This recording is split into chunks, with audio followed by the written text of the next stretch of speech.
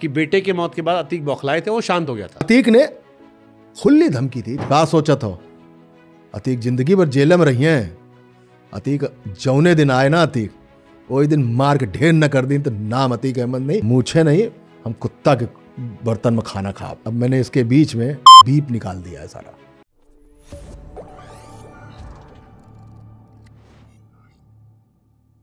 तो ये जो फेस टाइम वाली घटना बता रहे, ये सरकार में ऊपर धमकी दी गई थी? हाँ बिल्कुल, बाकायदा दी गई थी, बात हुई थी? हाँ बात नहीं हुई थी। हाँ, स्पीक फोन पे सुना गया था। अच्छा, वो कहीं से रिकॉर्ड हुआ होगा? कहीं से रिकॉर्ड, किसी और के संवाद में ये रिकॉर्ड हुआ होगा कि अतीक ने ये कहा है कि अगर मेरा बेटा नहीं बचा तो देख लेंगे। नहीं बेटा नहीं बचा, बेटा मर चुका था। अच्छा, कि हमारे बेटे को मारा है ना। हाँ। ये मत सोचना कि अतीक हमेशा जेल में रहेंगे।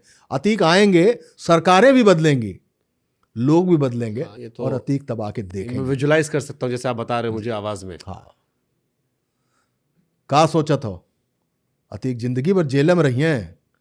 अतीक जौने दिन आए ना, अतीक वही दिन मार के ढेर न कर दी तो नाम अतीक अहमद नहीं, मूछे नहीं, हम कुत्ता के बर्तन में खाना खा। अब मैंने इसके बीच में बीप निकाल दिया है सारा, वरना वो एक सेंटेंस में 48 गालियां देता था और दो तीन हिंदी के शब्द प्रयोग करता था। बाकी ऐसा है।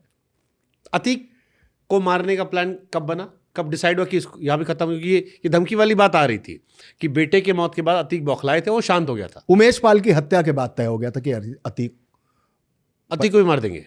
पंजाब से तय हो गया था कि अतीक मार दिया जाएगा। क्योंकि बहुत सारे लोगों को लगता कि ये शायद ये नहीं होना था। असद तक घटना थी, वहां तक मैसेजिंग थी, अतीक का नाम नहीं था। नहीं था। दोनों भाई अतीक को पुलिस ने मारा ही नहीं। अतीक को तो 3 बाहरी अपराधियों ने आके मारा है ना। Getting my point? हाँ। 3 बाहरी अपराधियों ने आके मारा है। तो अतीक अगर खुलेआम इलाहाबाद की सड़क पर एक वकील को मारेंगे जो राजू पाल की हत्या का गवाह होगा, मुकर चुका होगा, वर्तमान में भाजपा का सदस्य होगा, फिर भी एक आम नागरिक इस तरह से मारा जाएगा सीन क्रिएट करके जैसा फिल्मों में दिखाया जाता है, तो Gabbar will not come back. Gabbar कोई और है। सड़क पे मारे थे, सड़क पे मारे जाओगे। सड़क पे मारे थे, सड़क पे मारे जाओगे। वो प्लानिंग हो गई, पंजाब से होती, रोहिणी कोर्ट से होती हुई यूपी आती है, बुंदेलखंड में ट्रेनिंग होती है, और ट्रेनिंग करके 3 लोग मिलके मीडिया का भेष बदल के मार देते हैं अतीक को। सरकार पर बड़े आरोप लगे थे। हाँ, एक परसेप्शन बना था उस वक्त जो अखबारों में था, क्योंकि जैसा आपने कहा कि असद वाली घटना या उसके असद वाली घटना के बाद खास तौर पर यह परसेप्शन था कि क्या अतीक की गाड़ी पलटेगी। पहली बार टीवी कैमरों पर अतीक को पेशाब करते हुए दिखा दिया गया था। हाँ। और एक आरोप सरकार पर था। बिल्कुल था। जैसे आप कह रहे हैं ना कि बहुत सारे लोग अभी भी कहते हैं कि ठीक मारा गया। हाँ, तो बहुत सारे लोग अभी भी कहते हैं कि स्टेट स्पॉन्सर्ड एनकाउंटर है वो, लेकिन पुलिस ने उसमें हाथ नहीं लगाया है। बाहर के लोग आए और बाहर के लोग मार के चले गए। हर लगी ना फिटकरी रंग चोखा। और सबको पता है कौन मार गया। सबको पता है कौन मार गया। ये लोगों का, जैसे आप कह रहे हैं, कंक्लूजन था। ये कंक्लूजन है लोगों का। एक तबका वो आया जिसने कांग्रेस से लेके समाजवादी पार्टी के उन नेताओं पर शक किया जो उसके जमीन के धंधे में पार्टनर थे। हाँ, बहुत सारे मंत्री और बहुत सारे नेता, उन पर भी शक आया जो उसके जमीन, पैसे के इन्वेस्टमेंट उन्होंने कर रखे थे, उन पर भी शक है। सिर्फ 3 लड़के आकर यूं ही मार देंगे कि बड़ा बनना है। इतना छोटा आदमी तो अतीक नहीं था। इतना छोटा आदमी नहीं था। या जितना हमने दहशत की कहानियां सुनी कि 10-10 जज ने मुकदमा सुनने से मना कर दिया, ये आपने नहीं बताया था। 11 जजेस ने, और 12वें ने जब सुनवाई की तो अतीक को जमानत दे दी। तो ये अतीक का दहशत था। मतलब जुडिशरी भी, ब्यूरोक्रेसी भी, विधायिका भी, कार्यपालिका भी, सब लोग तो उससे दहशत खाते थे। तो तमाम इस तरीके के परसेप्शन बने। कुछ लोगों ने यह भी कहा कि समाजवादी पार्टी ने मरवा दिया उसको। ये भी तमाम सारी बातें आई। तो ये हाँ, योगी पे आरोप लग जाएगा, योगी पे आरोप लग जाएगा, ऐसा कर देंगे तो योगी पे आरोप लग जाएगा। हाँ। बट अभी न योगी आरोपित है, अभी न समाजवादी पार्टी आरोपित है। वो तो परसेप्शन वाला। उसमें तो एक ये भी थ्योरी आ गई थी कि सेंटर से अतीक के रिश्ते ठीक ठाक हो गए थे। देखिए, अतीक को ये सारी चीजें कैसे आती, मिट्टी में मिला दूंगा और मर गया। हाँ, तो इससे एक परसेप्शन बनता है। जेल में जहां बैठा है सबसे सेफ, गया कहां से, यूपी से। अब यूपी में कौन बैठा है, योगी आदित्यनाथ। कौन, इतने बुलडोज हो गए, इतने एनकाउंटर में मारे गए जिसमें ज्यादातर मुस्लिम है। ऐसा नहीं कि हिंदू, विकास दुबे भी तो मारा गया, लेकिन विकास दुबे मारा जाएगा भाई, 8-9 पुलिस वालों को मार दिया उसने, एनकाउंटर होगा, भागेगा तो मारा ही जाएगा। लेकिन वो सबसे सुरक्षित कहां महसूस कर रहा था अपने आप को, गुजरात में।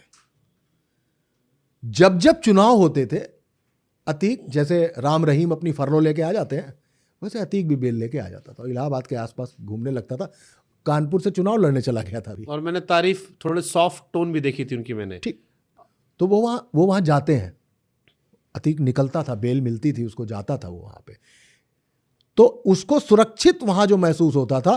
तो वो भी पॉलिटिकल कॉरिडोर्स में विस्परिंग जो है वो है कि हाँ भाई, शेल्टर कहीं ना कहीं से दिल्ली में किसी का उस पर है, जिसकी वजह से वो सुरक्षित महसूस करता है और चुनाव के दौरान फिर निकल आता है। एक चीज और है, अतीक की हत्या के महज 3 दिन पहले अतीक के करीबी बिल्डर्स, जमीनों के कामधाम देखने वाले सारे लोगों का ईडी और इनकम टैक्स की रेड हुई। व्हाट अ कोइंसिडेंस, कितना शानदार कोइंसिडेंस है कि सारी, अब अगर इस पर मैं निकालूं कैलकुलेशन या शुभांकर जी इस पर कैलकुलेशन निकालें, तो हो सकता है कि वहाँ से floppies, CDs, pen drive, computer, files, ये सब निकलवाई गई हो सकता है कुछ लोग एक्सपोज हो रहे हो सकता है सियासत में कुछ भी इत्तेफाक नहीं होता। अरे it's a thrilling and political thriller is a very nice. Politics में कुछ भी हो सकता है, लगता ही नहीं कि कुछ होगा, लेकिन होने को सब कुछ हो जाता है। आज अफजाल अंसारी ने मुख्तार अंसारी की जो बॉडी बरी कराई है, जो कब्र है, दफन कराई है, उसमें वो केमिकल लगवाया है कि आज से 30 साल बाद भी मुख्तार अंसारी का पोस्टमार्टम कराया जाएगा तो जांच वैसी की वैसी खरी निकलेगी, कहीं कोई जहर तो नहीं दे दिया गया।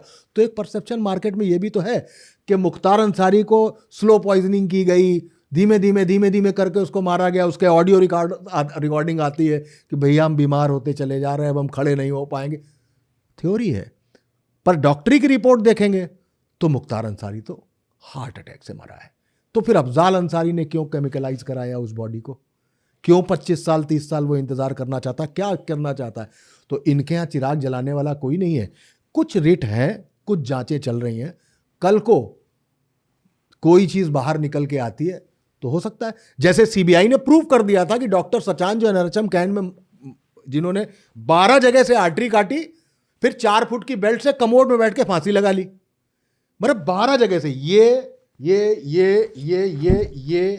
सब जगह से काटी, और वो मरे नहीं तो उन्होंने 4 फुट की बेल्ट खिड़की में बांधी, कमोड में बैठे और गर्दन ऐसे कर दी और मर गए। सीबीआई ने भी उसको प्रूव कर दिया कि साहब आत्महत्या हो गई। हम लोग, जिस मनोज राजन त्रिपाठी जिसने वो पूरा 10,000 का स्कैम खोला था जिसमें 8 लोग मारे गए, 150 मंत्री, नेता, आईएएस सब अंदर जेल में चले गए, वो सचान के बारे में कहने लगे कि 2 सीएमओ की हत्या और 1 की आत्महत्या।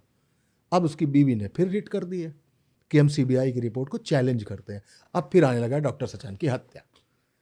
तो आज कोई आत्महत्या, कल फिर हत्या होगी, ये आने वाला कल बताएगा, क्योंकि 2 ही चीजें काम करती हैं। एक कागज आपको राहत दिलाता है, एक कागज ही आपको फंसाता है। तो कागज ही काम करेगा, कागज ही जिंदा रहेगा। ये कागज जब तक जिंदा है, ये चैप्टर क्लोज नहीं होने जा रहा।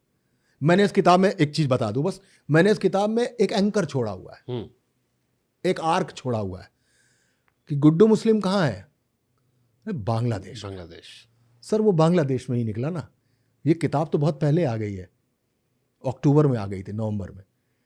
गुड्डू मुस्लिम की लोकेशन तो अब निकली ना कि यहां के थ्रू वहां चला गया। तो क्या हुआ, गुड्डू मुस्लिम को क्यों आया गया? बोले उन 3 लड़कों का क्या होगा जो जेल में बंद है? तो कहता भाग जाएंगे या किसी दिन मार दिए जाएंगे, फाइल क्लोज हो जाएगी। ये जो सवाल तैर रहे हैं, उन सवालों को भी मैंने आर्क दे के उसमें शामिल किया हुआ कि कल जब होगा तो फिर एक इन्वेस्टिगेटिव किताब लिखेंगे, फिर एक चीज लिखेंगे ताकि सच सामने आ सके। अब इसमें आपने मुख्तार का जिक्र किया, शायद आप मुख्तार पे भी किताब लिख रहे हैं आप? हाँ बिल्कुल, मैं मतलब इस पर रिसर्च कर रहा हूँ फिलहाल अभी।